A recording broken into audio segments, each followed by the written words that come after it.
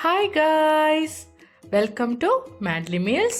Hope you all are doing very good. இன்னும் ஒரு நல்ல ரெசிபியோட மீண்டும் உங்கள் எல்லாரையும் இந்த vlogல சந்திக்கிறதுல எனக்கு ரொம்பவுமே மகிழ்ச்சி.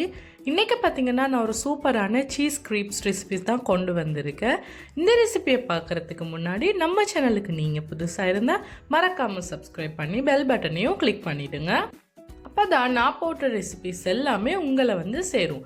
ஸோ என்னோட ரிக்வெஸ்ட் என்னென்னா, முடிஞ்ச வர வீடியோவை ஸ்கிப் பண்ணாமல் ஃபுல்லாக பாருங்கள். அப்போ தான் இதை எப்படி நல்ல கிறிஸ்பியாக சீஸியாக மிஸ் ஆகாமல் பிழையாகாமல் செஞ்சு முடிக்கிறதுன்னு உங்களுக்கு எல்லாமே புரியும். ஸோ வீடியோ பார்த்து என்ஜாய் பண்ணுங்கள். வாங்க இன்க்ரீடியன்ட்டுக்குள்ளே போகலாம்.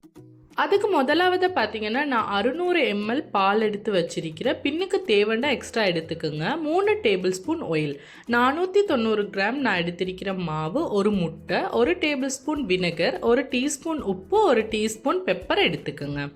அடுத்து ஸ்டஃபிங்க்கு பார்த்தீங்கன்னா 100 கிராம் சிக்கன் எடுத்திருக்கிறேன். சீஸ் எந்த சீஸ் வேணாலும் எடுத்துக்கோங்க. டொமேட்டோ சாஸு, அதே மாதிரி ஆலிவ்ஸும் ஆப்ஷனல் தான். மயோனிஸ் எடுத்துக்கோங்க. ஒரு 5 டேபிள் ஸ்பூன் மாதிரி கர்ட் எடுத்துக்கோங்க. பெல் பெப்பர் அதாவது கேப்சிகம் சாப் பண்ணி எடுத்துக்கோங்க. ஸ்பைசி வேணும்னா க்ரீன் சில்லி எடுத்துக்கோங்க. ஒரு மிக்சிங் பவுலில் உங்களோட கர்டை ஆட் பண்ணி அது கூடவே ஸ்பைசஸ் ஆட் பண்ணிக்க போகிறீங்க. எல்லாமே 1 டீஸ்பூன் தான் ஆட் பண்ணிக்க போகிறீங்க. 1 teaspoon pepper, 2 teaspoon chilli powder, இன்னும் ஸ்பைசி வேணுன்னா இன்னும் சேர்த்துக்குங்க. 1 டீஸ்பூன் சால்ட்டு, 1 டீஸ்பூன் சீரக பவுடர் சேர்த்துக்குங்க. அது கூட பார்த்திங்கன்னா 1 டீஸ்பூன் டர்மரிக் பவுடர், மஞ்சள் பவுடர் சேர்த்துக்குங்க. 1 டீஸ்பூன் கறி பவுடர். அது கூடவே ஒரு ஃபுல் லெமனை புழிஞ்சு அதோட ஜூஸை ஆட் பண்ணிக்கோங்க. ஆட் பண்ணி நல்லா மிக்ஸ் பண்ணி விட்டுடுங்க. அதில் கட்டிகள் சின்ன சின்ன கட்டிகள் மாதிரி இருக்கும், அது இருக்காமல் நல்லா எல்லாத்தையும் நல்லா கலந்து விட்டுடுங்க. இது ஒரு சூப்பர் ஃப்ளேவர் கொடுக்குங்க. சிக்கனுக்கு இது சூப்பரான ஃப்ளேவர் கொடுக்கும். நல்லா மிக்ஸ் பண்ணதுக்கப்புறமா உங்களோட சிக்கனை நல்லா மிக்ஸ் பண்ணி விட்டுடுங்க. நார்மலாக இது வீட்டில் இருக்கிற பொருளை வச்சு இந்த க்ரிப்ஸை பண்ணலாம். ஒன்று சாப்பிட்டாலே நல்லா ஃபுல்லாக இருக்கும், சூப்பராக இருக்கும். ஸோ பேனை அடுப்பில் வச்சு கொஞ்சமாக ஆயில் சேர்த்துக்குங்க. ஆயில் சேர்த்துட்டு இந்த சிக்கன் மிக்ஸை அதில் ஆட் பண்ணிக்கோங்க. ஆயில் கொஞ்சம் சூடாகணும். சூடாகினதுக்கு அப்புறமா ஆட் பண்ணிக்கோங்க. ஆட் பண்ணிவிட்டு கொஞ்சம் ஆயில் கொஞ்சம் எக்ஸ்ட்ராவாகவே ஆட் பண்ணிக்கோங்க. அது நல்ல ஜூஸி ஃப்ளேவர் கொடுக்கும். அந்த வறண்ட தன்மை இல்லாமல் கொஞ்சம் ஈரப்பதத்தோடு இருக்கும். அதுதான் சூப்பரான ஃப்ளேவர் உங்களுக்கு கொடுக்கும். ஸோ இதை பார்த்திங்கன்னா ஒரு 5 to 10 minutes, 5 minutes தான் மேக்ஸிமம் ஒரு மீடியம் ஃப்ளேமில் வச்சு நல்லா குக் பண்ணி எடுத்துக்கோங்க. சிக்கன் பார்த்திங்கன்னா நல்லா வெந்திருக்க வேணும். அதை ஒரு 5 minutes நல்லா மூடி வச்சு குக் பண்ணுங்கள். ஒரு மீடியம் ஃப்ளேமில் சூப்பராக ரெடியாகி வந்துடும். பாருங்க, பார்க்கவே சூப்பராக இருக்குது, கலரும் அப்படி இருக்குது. ஸோ டெஃபினட்டாக நீங்கள் இதை ட்ரை பண்ணி பாருங்கள். வீட்டில் சூப்பராக இருக்கும் கைஸ், டெஃபினட்டாக ட்ரை பண்ணி பாருங்கள். ஸோ இதே நல்லா மிக்ஸ் பண்ணி நல்லா வெந்துடுச்சான்னு செக் பண்ணிக்கோங்க. சிக்கன் நல்லா வெந்திருக்கணும். பிகாஸ் நாங்கள் மற்ற ஸ்டஃபிங் வைக்க போகிறோம் இல்லையா, அதை குக் பண்ண மாட்டோம், க்ரீப்பை மட்டும்தான் நாங்கள் செய்ய போகிறோம். ஸோ இதை நல்லா வேக வச்சு எடுத்துக்கோங்க. இப்போ அடுத்ததாக பார்த்திங்கன்னா நாங்கள் க்ரீப்ஸுக்கு மிக்ஸ் செஞ்சு கொள்ள போகிறோம். நான் 600 ml பால் எடுத்திருக்கிறேன். நீங்கள் எடுத்துக்கோங்க. உங்களுக்கு வேணும்னா எக்ஸ்ட்ராவாக போட்டு நீங்கள் அட்ஜஸ்ட் பண்ணிக்கலாம். ஸோ ஃபஸ்ட்டுக்கு நீங்கள் 600 ml எடுத்துக்கோங்க. அது கூட பார்த்திங்கன்னா ஒரு முட்டை, உங்களோட வினகர், உங்களோட ஆயில், உங்களோட பெப்பர் சால்ட்டை ஆட் பண்ணி நல்லா ஒரு தடவை பீட் பண்ணி விட்டுடுங்க. மாவை ஆட் பண்ணுறதுக்கு முன்னாடி இந்த வினகர் பார்த்தீங்கன்னா உங்களோட க்ரீப்ஸை வந்து அது கிறிஸ்பி ஆகும். அதுதான் அதோட ஸ்பெஷாலிட்டியே. ஸோ நல்லா ஆட் பண்ணி எல்லாத்தையுமே நல்லா மிக்ஸ் பண்ணி விட்டுடுங்க. ஒரு தடவை நல்லா கலந்து விட்டதுக்கு அப்புறமா தான் நீங்கள் மாவு ஆட் பண்ணணும்.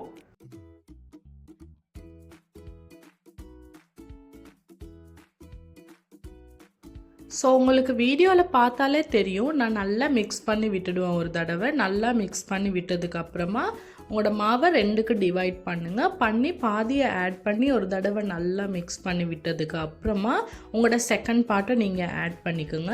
இந்த இடத்துல பால் உங்களுக்கு எக்ஸ்ட்ரா தேவைப்பட்டுச்சு அப்படிங்கிற பட்சத்தில் நீங்கள் இன்னும் கொஞ்சம் சேர்த்துக்கலாம். ஏன்னா அந்த க்ரீப் மிக்ஸ் வந்து கொஞ்சம் லூஸாக தான் இருக்கணும், தண்ணித்தன்மையாக இருக்கணும்.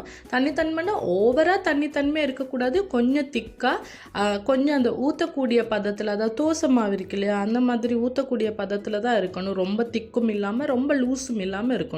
பட் உங்களுக்கு இடத்துக்கு ஏற்ற மாதிரி மாவு சம்டைம் சேஞ்ச் ஆகும் இல்லையா, அதனால் நீங்கள் பார்த்தீங்கன்னா கலந்து விட்டதுக்கு அப்புறமா உங்களுக்கு பால் கொஞ்சம் எக்ஸ்ட்ராவாக தேவைப்பட்டுச்சுன்னா நீங்கள் எக்ஸ்ட்ராவாக சேர்த்துக்கலாம். அது ஒரு ப்ராப்ளமுமே இல்லை. உங்களுக்கு இப்போ பார்த்தாலே தெரியும் என்னோடய மிக்ஸு. இதுதான் சரியான கன்சிஸ்டன்சி. இந்த கன்சிஸ்டன்சியில் நீங்கள் நல்லா விஸ்கர் வச்சு நல்லா பீட் பண்ணி விட்டுட்டீங்க ஒரு தடவை அப்படின்னா அது நல்லாவே லூஸ் ஆகி வந்துடும்.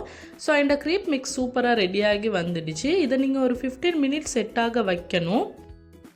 செட்டாகி வைக்கிறதுக்கு முன்னாடி மேக் ஷுவர் பண்ணிவிடுங்க அதில் கட்டிகளே இருக்கக்கூடாது. 0 கட்டி, அதில் கட்டியே இருக்கக்கூடாது நாங்கள் க்ரீப் செய்கிறதுக்கு. அதனால் நீங்கள் என்ன செய்யணும் பார்த்தீங்கன்னா, நல்லா மிக்ஸ் பண்ணி விட்டதுக்கு அப்புறமா 100% ஷுவர் ஆகினதுக்கு அப்புறமா ஒரு ஸ்ட்ரைனர் வச்சு இதை நல்லா வடிகட்டி எடுத்துக்குங்க. இதை கட்டிகளே இல்லாமல் 0 கட்டிகள், அதாவது கட்டியே இருக்கக்கூடாது. அப்போ தான் எங்களோட க்ரீப் வந்து சூப்பராக வரும். இடையில தட்டுப்படாமல் கட்டிகள் இல்லாமல் சூப்பர் கிறிஸ்பியாக நல்லா நீட் அண்ட் க்ளீனாக வரும். ஸோ இந்த மாதிரி ஒரு வடி வச்சு நல்லா எல்லாத்தையும் வடிச்சுக்குங்க. வடித்து கடைசியாக ஸ்பூன் வச்சு எல்லாத்தையும் ஸ்ட்ரைன் பண்ணி கம்ப்ளீட்டாக எடுத்துக்குங்க. எடுத்ததுக்கு அப்புறமா ஃபினிஷ் பண்ணதுக்கு அப்புறமா ஒரு 15 மினிட்ஸ் இதை நீங்கள் ரெஸ்ட்டில் விட்டுடுங்க. நாங்கள் ஒயிட் வினகர் போட்டிக்கிறோம் இல்லையா, அது வந்து மாவோட செட் ஆகி வரணும். அப்போ தான் அது சூப்பர் கிறிஸ்பியாக வரும். ஆஃப்டர் 15 மினிட் உங்கள்கிட்ட இந்த மாதிரி ஒரு தட்டையாக தோசை எல்லாம் ஊற்றுறதுக்கு இருக்கும் பேன் இருக்கு இல்லையா, அதை அடுப்பில் வச்சு மீடியம் ஃப்ளேமில் இந்த மாதிரி பெரிய பெரிய பேட்டியாக, அதாவது பெரிய பெரிய ரோல் மாதிரி போட்டு எடுத்துக்குங்க. கிட்டத்தட்ட தோசை தாங்க, கிட்டத்தட்ட தோசை மாதிரி தான் இதை நீங்கள் ஊற்றணும். கிட்டத்தட்ட இது தோசை மாதிரி தான் வரும். சம்டைம் நீங்கள் தோசை மாதிரி செய்கிறதுக்கு உங்களுக்கு இஷ்டம் இல்லைன்னா நீங்கள் இந்த பேனை ரொட்டேட் பண்ணி பண்ணி விடலாம். அப்போ கூட ஒரு அழகான சர்க்கிளாக கூட டர்ன் ஆகும். இது நான் உங்களுக்கு ஈஸியான மெத்தட் தான் சொல்லி கொடுக்குறேன். இந்த மாதிரி உங்களுக்கு எத்தனை தேவையோ சின்னதாக போடலாம், பெருசாக போடலாம், இல்லை உங்களுக்கு ஒரு வேறு ஷேப்பில் வேணும்னா கூட நீங்கள் இதை செஞ்சுக்கலாம். ஸோ இந்த மாதிரி அழகாக 2 சைடுமே ஓவராக குக் பண்ணிட வேண்டாம். ஓவராக அந்த நல்ல மொறுன்னு ஆக்கிட வேண்டாம். இந்த மாவை நீங்கள் கொஞ்சம் 2 பக்கமும் சுடுற மாதிரி அழகாக இந்த பக்கமும் அந்த பக்கமும் கொஞ்சமாக நீங்கள் சுட்டு எடுத்துட்டிங்கன்னா போதும். ஸோ நான் ஒரு 6 மாதிரி சுட்டு எடுத்துருக்கிறேன். நீங்கள் இந்த மாவு பதத்துக்கு, மாவு குவான்டிட்டிக்கு இன்னும் நிறைய கூட சுட்டு எடுத்துக்கலாம். ஸோ இந்த மாதிரி ஒரு புடவையில் இதை அழகாக காஞ்சி போகாமல் இருக்கிறதுக்கு ஒரு புடவையில் சுட்டு அழகாக கவர் பண்ணி வச்சுடுங்க. அப்போ இது வந்து காஞ்சி போகாது, நல்லா சாஃப்டாக இருக்கும், வெளியே நல்ல கிறிஸ்பியாக இருக்கும். நாங்கள் செஞ்ச க்ரீப் இருக்குது தானே, அதை ஒரு க்ரீப்பை எடுத்து ஒரு பிளேட்டில் அழகாக வச்சு அதை அழகாக ஃபோல்ட் பண்ணிக்கோங்க. 2ஆக ஃபோல்ட் பண்ணிவிட்டு கீழே சீஸ் அப்ளை பண்ணிக்கோங்க. நான் ஃபஸ்ட்டுக்கு உங்களுக்கு ஒரு க்ரீப் செஞ்சு காட்ட போகிறேன் ஆலிவ்ஸ் இல்லாமல். இந்த ஆலிவ்ஸ் ஆப்ஷனல் தான். ஆலிவ்ஸ் சில ஆட்களுக்கு இருக்காது, சிலவங்களுக்கு இருக்கும். அதனால் ஃபஸ்ட்டுக்கு ஆலிவ்ஸ் இல்லாமல் நான் ஒன்று செஞ்சு காட்டுறேன். ஆலிவ்ஸ் பிடிக்காதவங்க கூட இருப்பாங்க. ஸோ நான் பெல் பெப்பர்ஸை வச்சு நீங்கள் கீழேயும் சீஸ் அப்ளை பண்ணி நீங்கள் மேலேயும் சீஸ் அப்ளை பண்ணிக்கோங்க. அப்போ தான் அது ரொம்ப சூப்பராக டேஸ்டியாக வரும். ஸோ உங்களோட பெல் பெப்பர், உங்களோட சில்லி, அதுக்கப்புறமா மயோனிஸ் கொஞ்சம் மேலே அப்ளை பண்ணி அழகாக இன்னும் கொஞ்சம் டொமேட்டோஸ் அப்ளை பண்ணி டாப்பில், அதுக்கு மேலே ஃபினிஷிங்க்கு பார்த்தீங்கன்னா இன்னும் கொஞ்சம் சீஸ் அப்ளை பண்ணிக்கோங்க. அப்போ தான் அது நல்ல சீஸி டேஸ்ட்டாக சூப்பராக இருக்கும். உங்களோட ஸ்டஃபிங்கை உள்ளுக்கு வச்சு ஃபினிஷ் பண்ணதுக்கு அப்புறமா நான் வீடியோவில் காட்டுற மாதிரி அழகாக ஃபோல்ட் பண்ணிக்கோங்க. 2 சைடுமே ஃபோல்ட் பண்ணி ஒரு ட்ரையாங்கிள் ஷேப்பில் அதை அழகாக எடுத்துக்குங்க. எடுத்து ஒரு பிளேட்டில் செட் பண்ணி ஒரு சைடில் வச்சுடுங்க. இப்போ நான் அடுத்ததாக காட்டுறது வந்து ஒலிவ்ஸ் வச்சுருக்கேன். இதில் ஒலிவ்ஸ் வச்சு அதே மெத்தடில் தான் மயோனிஸ் கொஞ்சம் அப்ளை பண்ணி, அதே மாதிரி டொமேட்டோ சாஸ் கொஞ்சம் அப்ளை பண்ணி, அதுக்கு மேலே ஃபினிஷிங்க்கு நான் இன்னும் கொஞ்சம் சீஸ் வச்சு அதை அழகாக மூடி விட போகிறேன். இதை நீங்கள் வேறு மெத்தடில் கூட அழகாக மடிச்சுக்கலாம். இதுவும் ஒரு மெத்தட். இந்த மாதிரி ட்ரையாங்கிள் ஷேப்பில் ரொம்ப பார்க்கவும் அழகாக இருக்கும். ஒன்று போதும், ஒரு க்ரீப் போதும், ஒருத்தருக்கு வயிறு ரொம்ப ஃபுல்லாகிடும், சூப்பராக இருக்கும். ஸோ சடனாக டின்னருக்கு ஏதாச்சும் ட்ரை பண்ணணும், வித்தியாசமாக ட்ரை பண்ணணும் அப்படின்னு நீங்கள் நினைக்கிற ஒரு ஆளாக இருந்தால், இந்த ரெசிபி நீங்கள் ட்ரை பண்ணாத ஒரு ஆளாக இருந்தால் டெஃபினட்டாக ட்ரை பண்ணி பாருங்கள். ரொம்ப சூப்பராக இருக்கும். ரொம்ப ஈஸி மெத்தடும் கூட. வீட்டில் இருக்கிறத வச்சே டக்குன்னு செஞ்சிடலாம். ஸோ அதே மாதிரி நான் ஃபைனலாக இன்னொன்று உங்களுக்கு செஞ்சு காட்டுறேன். அதே மாதிரி நீங்கள் ஸ்டஃபிங் வச்சு அழகாக ரெடி பண்ணிக்கோங்க. குழந்தைங்கள்லாம் ரொம்ப விருப்பமாக சாப்பிடுவாங்க கைஸ். ஏன்னா பார்க்குறதுக்கும் அழகாக இருக்குல்ல. இப்போ உள்ள குழந்தைங்களுக்கெல்லாம் இந்த மாதிரி தான் பிடிக்குது. ஸோ நீங்கள் டெஃபினட்டாக இதை ட்ரை பண்ணி பாருங்கள். ஸோ உங்களோட எல்லா க்ரீப்ஸையுமே இந்த மாதிரி அழகாக ரெடி பண்ணிவிட்டு ஒரு தட்டை, ஒரு ஃப்ளட்டான தோசைலாம் சுடுற மாதிரி ஒரு ஃப்ளட்டான ஒரு பேனை அடுப்பில் வச்சு அதில் கொஞ்சம் ஆயில் அப்ளை பண்ணி இந்த மாதிரி அழகாக அடுக்கி விட்டுடுங்க. அடுக்கி விட்டுட்டு அதுக்கு மேலேயுமே ஆயில் ப்ரஷ்ஷால் நல்லா காட் பண்ணி விட்டுடுங்க. அப்போ தான் அது நல்ல கிறிஸ்பியாக வரும். ஸோ ஹை ஃப்ளேம் வச்சுடாதீங்க, ரொம்ப டக்குன்னு வச்சிங்கன்னா தீஞ்சு போயிடும்.